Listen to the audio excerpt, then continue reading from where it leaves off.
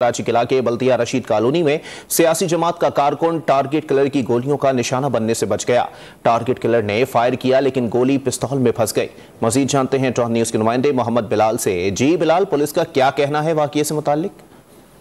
बिल्कुल, देखिए बल्दिया रशीदाबाद में सियासी जमात के कारकुन की खुशकिस्मती से टारगेट किलर ने सर पर पहुंच गोली चलाई लेकिन पिस्तौल ना चला।